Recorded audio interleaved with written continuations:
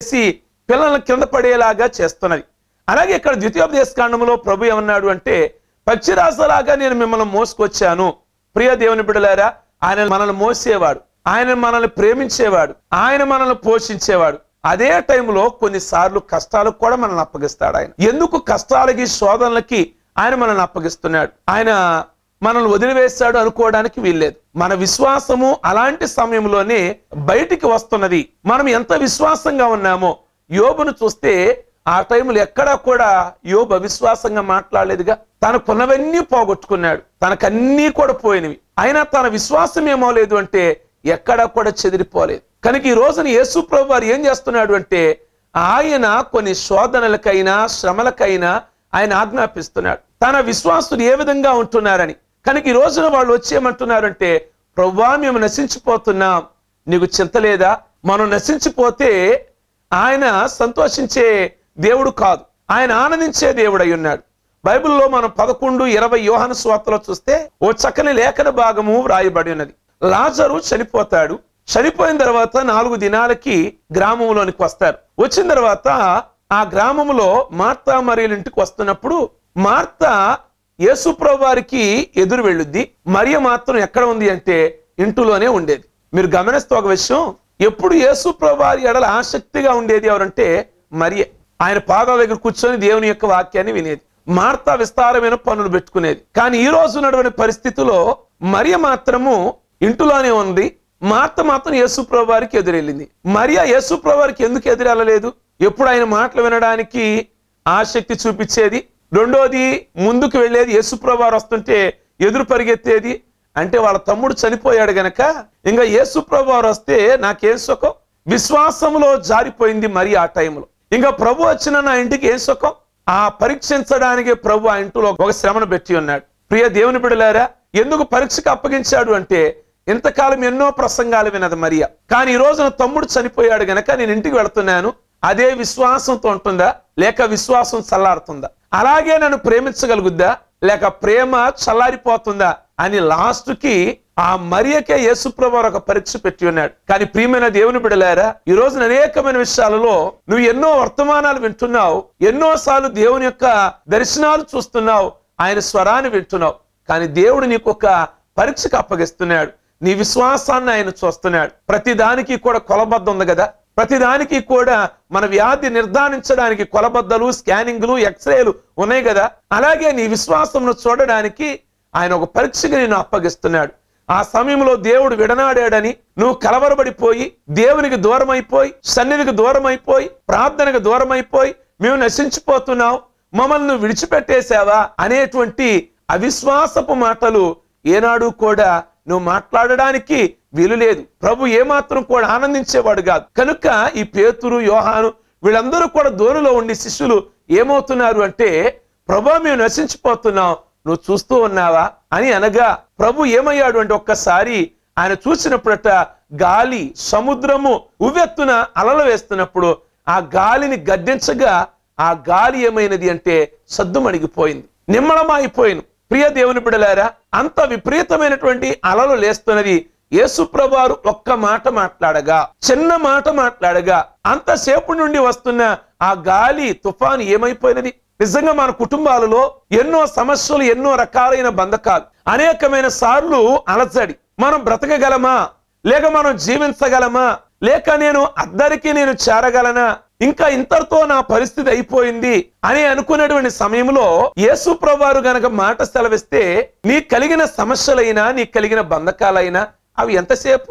ప్రభువు చేయలేడని నువ్వు కృంగిపోతున్నావా? దావీదన్నాడు, ఎటువంటి గాఢాంధకారపు లోయలో నేను సంచరించిన, అనగా ఎటువంటి లోయలోకి నేను వెళ్ళినా నేను భయపడను, నా ప్రభు గురించి నాకు తెలుసు. నా జీవితంలో ఎన్నోసార్లు నాకు కలిగిన కష్టాలలో, నాకు కలిగిన నష్టాలలో, నాకు కలిగినటువంటి శత్రువుల దాడిలో ప్రభువు రక్షించని సందర్భాలు ఎన్నో ఉన్నాయి. నా కుటుంబంలో ఎన్నో అలసడలు వచ్చినాయి, నా కుమారుల ద్వారా అలసడలు వచ్చినాయి, శత్రువుల ద్వారా అలసడలు వచ్చినాయి. నా దేవుడు నన్ను ఎక్కడా కూడా విడిచిపెట్టలేదుగా.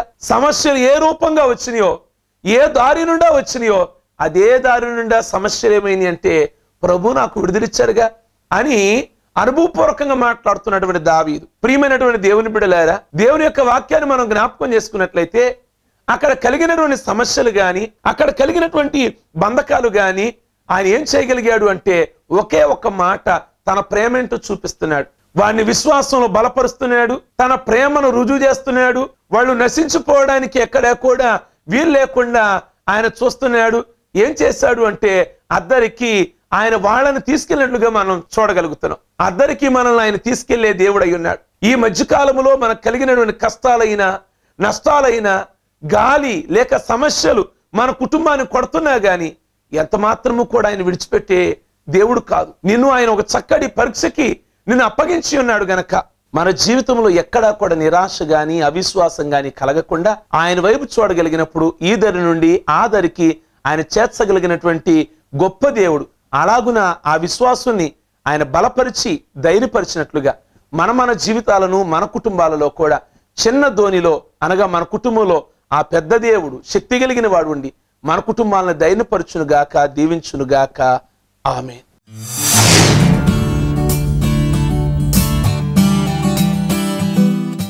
ప్రార్థన చేసుకుందాం. అందరూ కూడా కళ్ళు మూసుకున్నట్లయితే.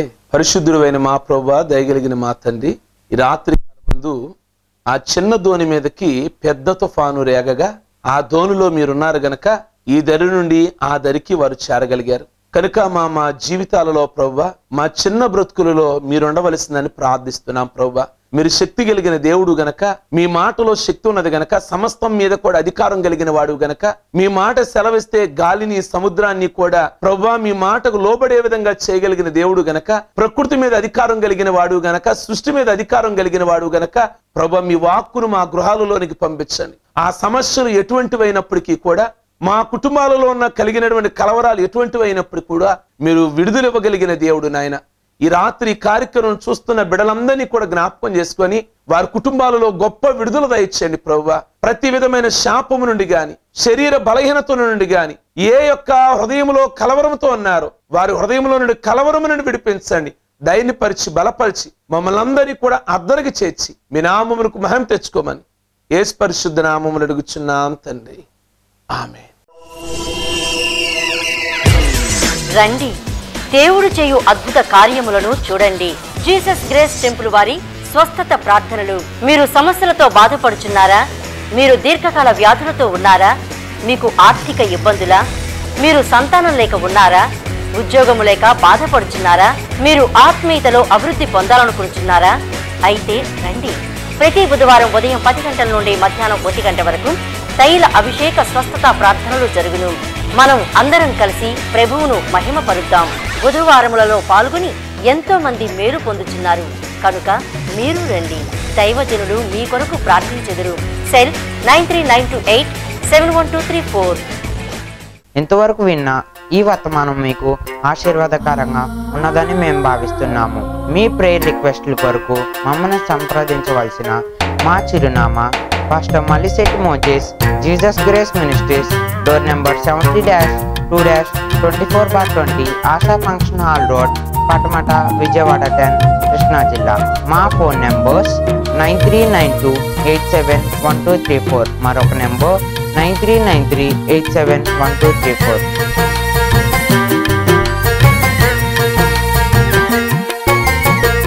దైవతనయులా అన్ని రీతులా ఆదరించగా తండ్రి పంపిన దేదీప్యమాన పరలోక స్వరం బలం